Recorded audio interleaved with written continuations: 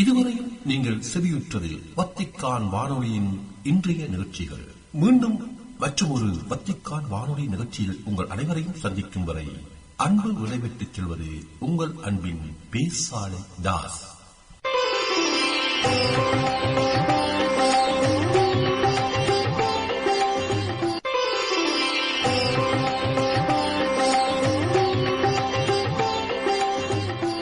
லௌதேத்தூர் இயேசுஸ் கிறிஸ்துஸ்.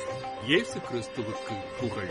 தமிழ் கூறும் நல்லுலகில் வாழும் அனைத்து அன்புள்ளங்களுக்கும் வத்திக்கான் வானொலியின் வணக்கம். இறைவன் உங்கள் உள்ளத்தையும் இல்லத்தையும் தன் அன்பாலும் அருளாலும் அமைதியாலும் இன்றும் என்றும் நிரப்புவாராக.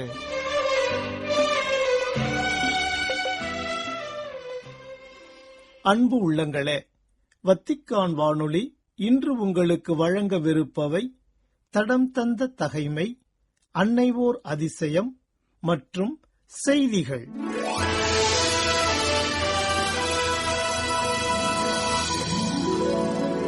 தடம் தந்த தகைமை. உங்கள் கண்களோ பேறு பெற்றவை.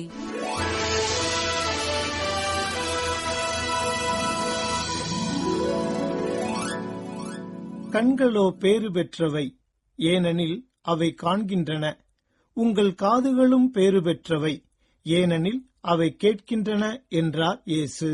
பார்வை என்பது விழிகளை சார்ந்த புறம் பார்த்தல் மட்டுமல்ல, அது அகம் சார்ந்த அகப்பார்வை.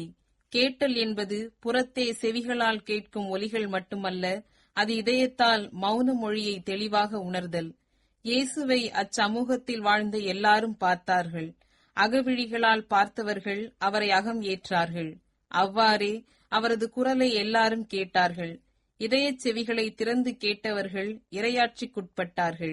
நல்லவற்றை பார்க்க, கேட்க, பேச, உணர, முகர நாம் பெற்றதே ஐம்புலன்கள். அவை வெளிப்புற பணிகளுக்காக மட்டுமன்றி அகமாழ்ந்து பயணிக்க உதவுவதாக வேண்டும். அத்தோடு நாம் கொடையென பெற்றுள்ள பார்வை, கேட்டல், பேசுதல் என எல்லா திறன்களும் மேன்மைக்குரியவற்றை வெளிப்படுத்தவே. இவற்றை கொண்டு நம்மோடு வாழ்வோரை நம்மைவிட மேன்மையாக வாழச் செய்வதே நமதான சவால். கொடையென பெற்றவை யாவும் கொடையென கொடுக்கவே. இறைவா, உம்மை பார்க்கும்போது உலகை பார்க்கவும், உலகின் குரலை கேட்கும் போது உம்மை கேட்கவும் என்னை பக்குவப்படுத்தும். மரியே மரியே நீ வாழ்க விண்மலரே. அன்னைவோர் அதிசயம். கொர்னபூசா திருத்தலம், இத்தாலி.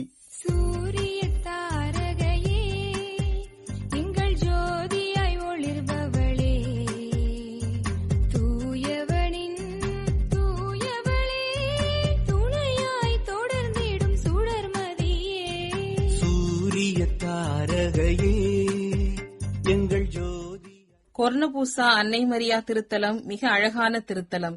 இத்திருத்தலம் மனிதரின் கையால் கட்டப்பட்டது அல்ல, இறைவனே இதனை அமைத்தார். இவ்வாறு சொன்னவர் இந்த கொர்னபூசா அன்னை மரியா மீது அளவற்ற பக்தி கொண்டிருந்த புனித திருத்தந்தை 23ஆம் அருளப்பர்.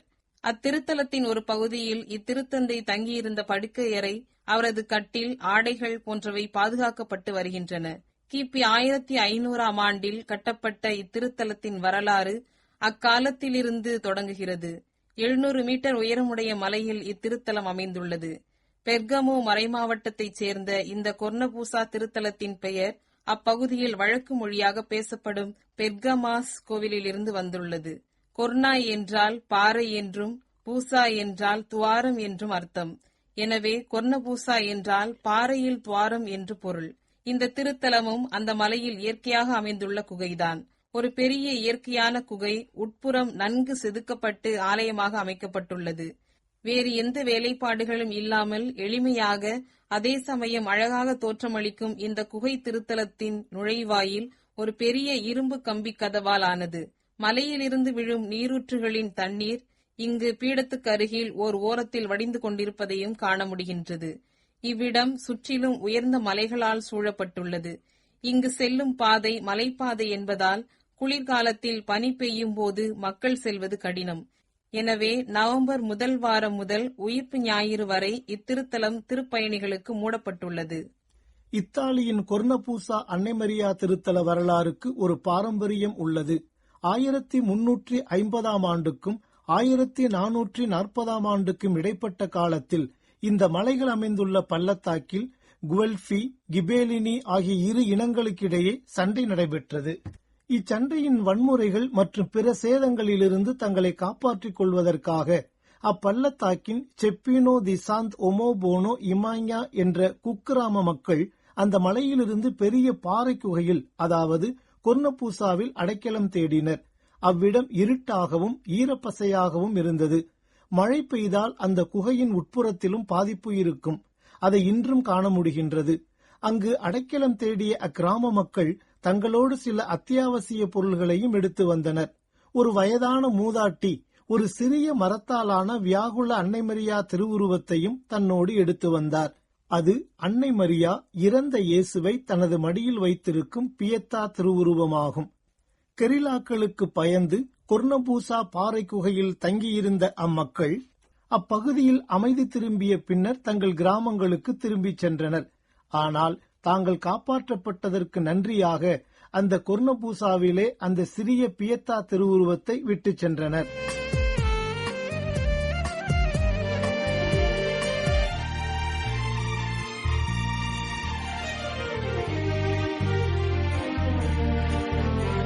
பின்னர் பல காலம் கடந்து அக்குகைக்கு சென்ற ஒரு வயதான விவசாய பெண் துணியால் சுற்றி வைக்கப்பட்டிருந்த இந்த சிறிய அன்னை மரியா திருவுருவத்தை பார்த்தார்.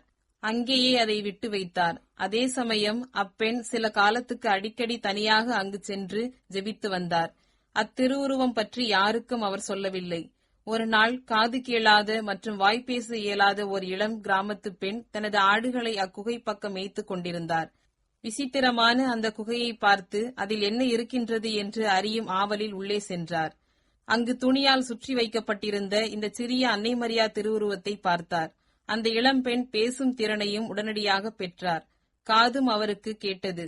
உடனடியாக அந்த பெண் கிராமத்துக்கு சென்று அந்த அன்னை மரியா திருவுருவம் பற்றி சொன்னார். பிறவியிலேயே வாய் பேசாத மற்றும் காது கேளாத அந்த இளம்பெண் பேசும் திறனையும் கேட்கும் திறனையும் பெற்றதை பார்த்து கிராமத்தினர் அதிசயித்தனர். அனைவரும் அங்கு சென்று பார்த்தனர். அன்னை மரியாவுக்கென அவ்விடத்தில் ஒரு திருத்தலம் கட்டவும் விரும்பினர். இந்த இளம்பெண் குணமான புதுமை செய்தியும் அந்த சிறிய திருவுருவம் பற்றிய செய்தியும் அப்பகுதி முழுவதும் பரவியது. குணமான அந்த இளம்பெண்ணின் ஊரான பெதுலித்தா ஆலயத்துக்கும் பின்னர் செப்பினோவுக்கும் அந்த பியத்தா அன்னை மரியா திருவுருவத்தை கொண்டு வருவதற்கு முதலில் எண்ணி அங்கு வைத்தனர். ஆனால் அந்த பியத்தா அன்னை மரியா திருவுருவம் அன்றிரவே முன்பு இருந்த கொர்னபூசாவில் இருந்ததை மக்கள் கண்டனர். பின்னர் ஆயர்கள், குருக்கள் தலைமையில் மேளம் கொட்டி ஆரவாரமாக அவ்வூர் ஆலயத்துக்கு கொண்டு வரத் தொடங்கினர். ஆனால் மலையிலிருந்து இறங்கத் தொடங்கியவுடன் அன்னை மரியா திருவுருவத்தின் தலை திரும்பியிருந்ததை அனைவரும் கண்டனர். எனவே அன்னை மரியா தான் முன்பிருந்த இடத்துக்கே செல்ல விரும்புகிறார் என்று உணர்ந்தனர். 1510 ஆண்டு பிப்ரவரி 4 நாளன்று அந்த குகையில் திருப்பலி நிகழ்த்த பெர்கமோ ஆயர் அனுமதி அளித்தார். இவ்வாறு கொர்னபூசா அன்னை மரியா திருத்தலம் வரலாறானது. இத்திருத்தலம் மற்ற திருத்தலங்கள் போன்று மனிதரால் கட்டப்பட்டதல்ல. இது மலையில் இயற்கையாக அமைந்த குகை திருத்தலமாகும். கோடை காலத்தில் திரளான மக்கள் அங்கு செல்கின்றனர். திருவழிபாடுகளில் கலந்து கொண்டு தங்களது விசுவாசத்தை ஆழப்படுத்தி வருகின்றனர். கொர்னபூசா அன்னை மரியா திருத்தலம் பெர்கமோ மறைமாவட்டத்துக்கு முக்கியமான மரியா திருத்தலமாகும். காரிருள் போக்கிடும் காரிகையே, எம்மில் பேரருள் பொழிந்திடும் பெருமகளே. காரிருள் போக்கிடும் காரிகையே, எம்மில் பேரருள் பொழிந்திடும் பெருமகளே.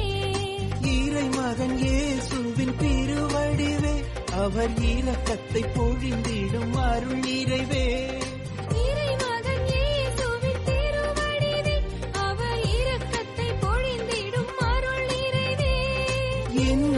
நீர் வாழ உன் அன்பை நிதம் தேடுதே. அம்மா என் உள்ளம் நீர் வாழ உன் அன்பை நிதம் தேடுதே. அடுத்து கரவாஜோ அன்னை மரியா திருத்தலம் பற்றி சிந்திப்போம். கரவாஜோ அன்னைமரி திருத்தல வரலாறு 15ஆம் நூற்றாண்டின் முதல் பாதி பகுதியிலிருந்து ஆரம்பமாகின்றது. கரவாஜோ நகரம் வட இத்தாலியின் லொம்பார்டியா மாநிலத்தில் பெர்காமோ மறைமாவட்டத்தில் உள்ளது. இது மிலானுக்கு கிழக்கே 40 கிலோமீட்டர் தூரத்தில் உள்ளது. இந்த கரவாஜோவில் ஒரு விவசாய குடும்பத்தில் பிறந்தவர் ஜோவனெத்தா வாரோலி. இந்த பக்தியுள்ள இளம்பெண் ஒரு அருள் சகோதரியாக துறவு வாழ்வை தேர்ந்தெடுக்க விரும்பினார். ஆனால் அவரது தந்தை பியத்ரோ வாக்கி என்பவர் தனது மகளுக்கு திருமணம் செய்து அழகு பார்க்க விரும்பினார்.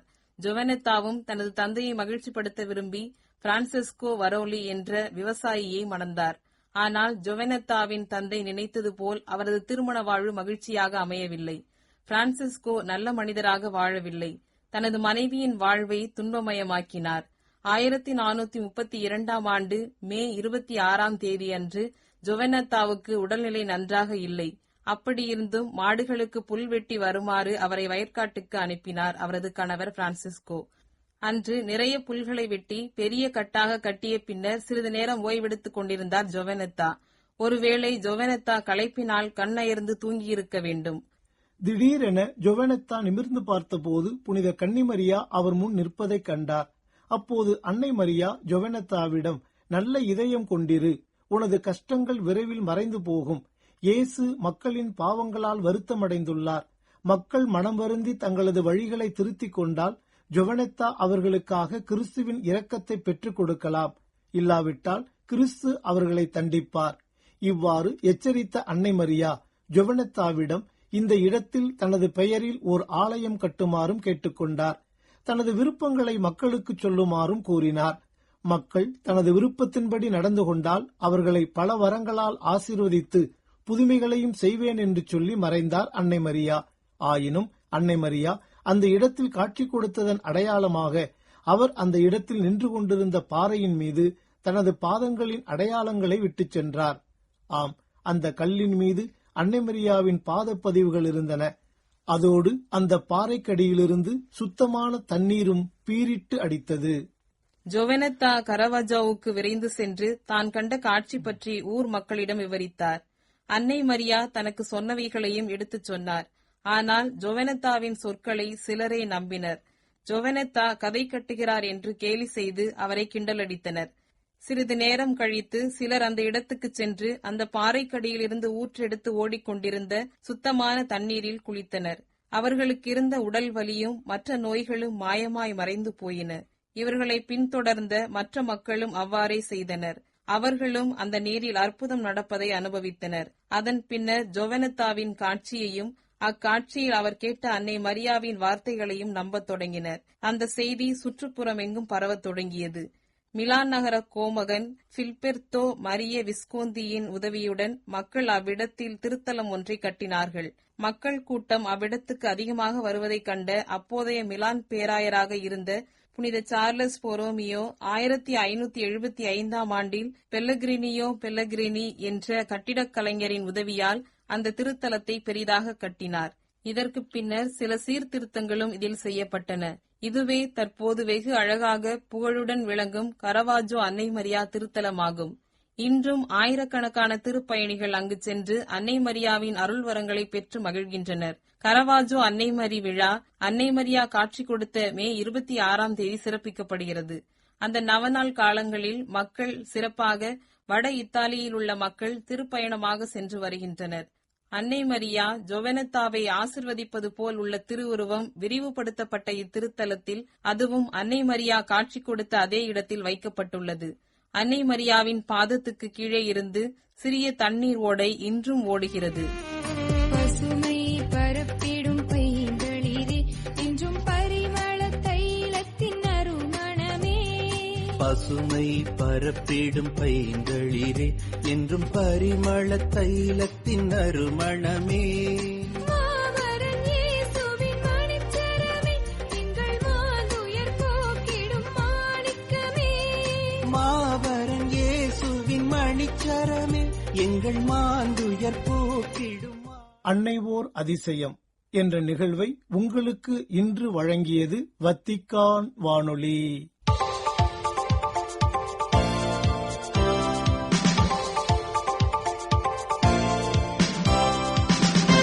செய்திகள்.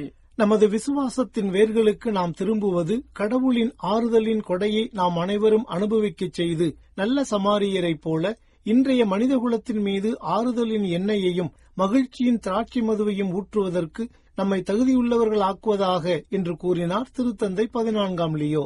ஜூலை 17 வியாழக்கிழமையன்று அமெரிக்காவிலிருந்து ரோமைக்கு வந்துள்ள ஆர்த்தடாக்ஸ் கத்தோலிக்க கிறிஸ்தவ ஒன்றிப்பு திருப்பயணத்தின் பங்கேற்பாளர்களை சந்தித்தபோது இவ்வாறு தெரிவித்தார் திருத்தந்தை 14ஆம் லியோ.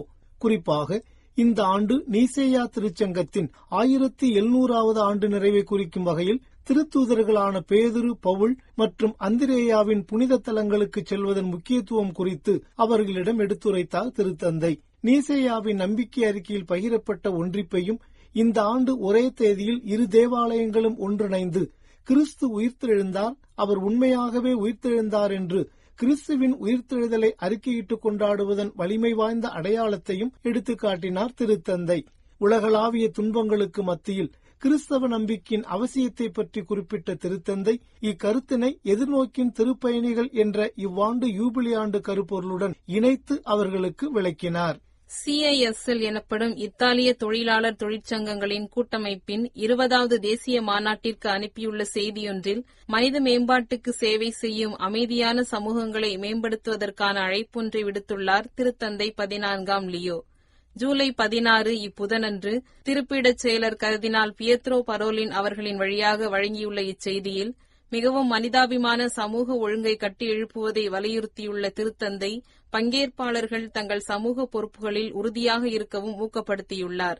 திருத்தந்தை 14ஆம் லியோ அவர்கள் தனது உரையில் புனித அகுஸ்தினாரின் வாழ்விலிருந்து ஒழுங்கின் அமைதி என்ற கருத்தியல் குறித்தும் அவர்களுக்கு விளக்கியுள்ளார்.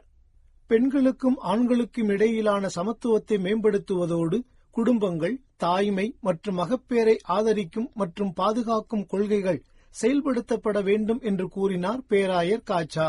ஜூலை 14, 15 திங்கள் மற்றும் செவ்வாயன்று நியூயார்க் ஐக்கிய நாடுகளின் தலைமையகத்தில் உயர்நிலை அரசியல் மன்ற கருத்தரங்கின் போது நிலையான வளர்ச்சி இலக்கு 3 மற்றும் நிலையான வளர்ச்சி இலக்கு 4 குறித்த விவாதத்தில் இவ்வாறு தெரிவித்தார் ஐநாவிற்கான திருப்பீட பிரதிநிதி பேராயர் கபிரியேலே காச்சா. உடல் நலம் என்பது நோயற்ற நிலை மட்டுமல்ல, உடலளவில் சமூக, ஆன்மீக மற்றும் உணர்வுபூர்வமான நல்வாழ்வையும் உள்ளடக்கியது என்று வலியுறுத்திய பேராயர் காச்சா அவர்கள் பலவீனமான நலவாழ்வு அமைப்புகள், நிதி பற்றாக்குறை மற்றும் அதிகரித்து வரும் தொற்றா நோய்கள் போன்றவற்றை குறித்தும் குறிப்பிட்டார். உண்மையான பாலின சமத்துவம் ஒவ்வொரு நபரின் உள்ளார்ந்த மற்றும் சமமான மனித மாண்பில் வேரூன்றியுள்ளது என்று கூறிய பேராயர் காச்சா அவர்கள் பெண்கள் மற்றும் சிறுமிகளுக்கு கல்வி, உடல்நலம், ஒழுக்கமான வேலை மற்றும் சமூகத்தில் முழு பங்கேற்பை பெறுவதில் சமமான மனித மாண்பு பிரதிபலிக்க வேண்டும் என்றும் தெரிவித்தார். அர்த்தமுள்ள சமத்துவத்தை அடைய வறுமை, வன்முறை மற்றும் ஒதுக்குமுறையை அகற்ற வேண்டும் என்று கேட்டுக்கொண்ட பேராயர் காச்சா அவர்கள் பாலின சமத்துவத்தை ஊக்குவிப்பதோடு குடும்பங்கள், தாய்மை மற்றும் மகப்பேரை பாதுகாக்க கொள்கைகள் இருக்க வேண்டும் என்றும் எடுத்துக்காட்டினார். சூடானின் வடக்கு கோர்தோபான் மாநிலத்தில் உள்ள பாரா நகரம் மற்றும் அதனை சுற்றியுள்ள ஷக்கல் நோம், ஹிலத் ஹமீத் உள்ளிட்ட கிராமங்களில் இடம்பெற்ற பயங்கரமான தாக்குதல்களில் 24 குழந்தைகள், 11 பெண் குழந்தைகள் மற்றும் 2 கர்ப்பிணி பெண்கள் உட்பட 450க்கும் மேற்பட்ட பொதுமக்கள் கொல்லப்பட்டுள்ளனர். இத்தாக்குதலில் ஏராளமானோர் காயமடைந்த நிலையில் மேலும் பலர் காணாமல் போயுள்ளனர் என்றும் பலியான குழந்தைகளின் எண்ணிக்கை இன்னும் அதிகரிக்கக்கூடும் என்றும் யுனிசெஃப் அதன் அறிக்கையில் தெரிவித்துள்ளது. யுனிசெஃப் இந்த தாக்குதல்களை வன்மையாக கண்டித்துள்ள அதேவேளை மோதல்களில் ஈடுபட்டுள்ள அனைவரும் உடனடியாக வன்முறையை கைவிட வேண்டும் என்றும் கேட்டுக் கொண்டுள்ளது. சூடானில் இடம்பெற்று வரும் உள்நாட்டுப் போருக்கு மத்தியில் கடந்த வார இறுதியில் நாட்டின் வடக்கு கோர்டோபான் பகுதியில் பல சமூகங்கள் மீது நடத்தப்பட்ட தாக்குதல்களில் 450க்கும் மேற்பட்ட பொதுமக்கள் கொல்லப்பட்டனர் என்று கவலை தெரிவித்துள்ளது யுனிசெஃப் நிறுவனம். சூடானின் நிலைமை குறித்து விழிப்புணர்வை ஏற்படுத்துவதற்காக ஐக்கிய நாடுகளின் குழந்தைகள் நிதியத்தின் இயக்குநர் கேத்தரின் ரூசல் அவர்கள் ஜூலை 16 புதனன்று வெளியிட்டுள்ள அறிக்கை ஒன்றில் இந்த தாக்குதல்களை ஒரு சீற்றம் என்று வர்ணித்துள்ளார். மேலும் இந்த தாக்குதல்கள் வன்முறையின் பயங்கரமான அதிகரிப்பையும், மனித உயிர், அனைத்துலக மனிதாபிமான சட்டம் மற்றும் மனிதகுலத்தின் மிக அடிப்படையான கொள்கைகளை முற்றிலுமாக புறக்கணிப்பதையும் பிரதிநிதித்துவப்படுத்துகின்றன என்றும் தனது உள்ளத்து உணர்வுகளை பதிவு செய்துள்ளார் ரூசெல். நேயர்களே, இத்துடன் வத்திக்கான் வானொலியின் தமிழ் ஒலிபரப்பு நிறைவு பெறுகின்றது. உங்கள் செவிமடுத்தலுக்கு நன்றி. வணக்கம். வணக்கம். இதுவரையும் நீங்கள் செவியுற்றது வத்திக்கான் வானொலியின் இன்றைய நிகழ்ச்சிகள். மீண்டும் மற்றொரு வத்திக்கான் வானொலி நிகழ்ச்சியில் உங்கள் அனைவரையும் சந்திக்கும் வரை அன்பு விடைபெற்றுச் செல்வது உங்கள் அன்பின் பேசாலை தாஸ்.